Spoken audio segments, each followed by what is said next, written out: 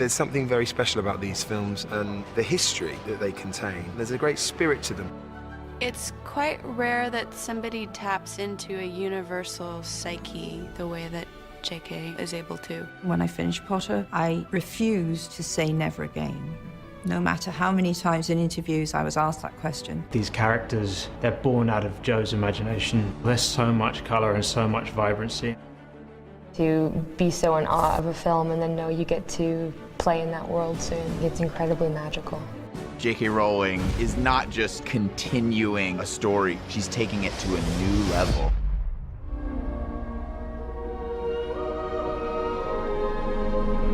Are you going somewhere? No, we're going somewhere. Jeez. It's just been a pleasure to come back and breathe life into the character again.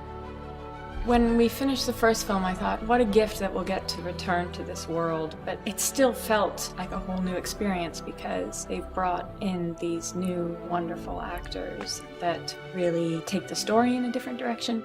It's more layered, it's more complex, there are more character strands developing. There's a rumor that Newt Scamander is headed to Paris.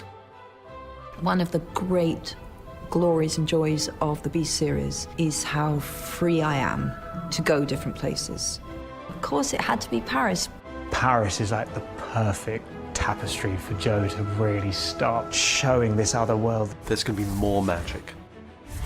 There's more magical environments. And I think you can tell when you watch the movies, we really build this stuff. And we've got new beasts, as well as revisiting our favourite Bowtruckle and Niffler. Obviously, the Niffler's back. The Niffler's had babies. There's now an entire family of seed stealers. Then you have a Kelpie, who's an underwater creature, so I've been learning to dive in order to film with said Kelpie.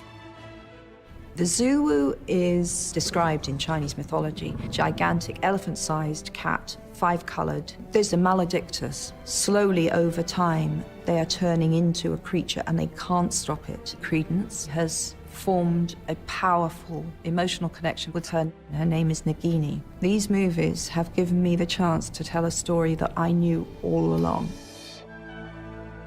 Part of the pleasure of this is obviously connecting back to Harry Potter. One of my favourite things about the new film is the beginning of the exploration into Newt and Dumbledore's relationship. If you'd ever had the pleasure to teach him, you'd know Newt is not a great follower of orders. He's not the fully formed, aged Dumbledore that we all got to see in the Harry Potter films. If you know this story from having read the Potter books, you will know that Dumbledore and Grindelwald were incredibly close. Dumbledore says he was gathering followers and I didn't challenge him.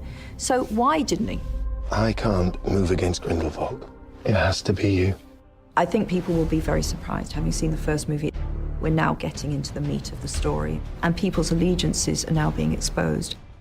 Grindelwald believes that wizards should no longer live in hiding. He's a master manipulator, and that is why he is so dangerous. The stakes of good versus evil are getting more and more extreme.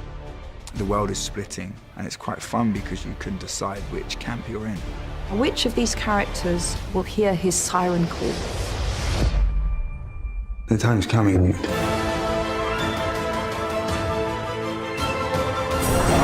I think it's going to surprise people. Things are becoming much more dark and complicated. The last one feels like an adventure. This is a thriller. It's like a ride, like you get to the end and you're like, whoa, what just happened? It's not like anything we've done before.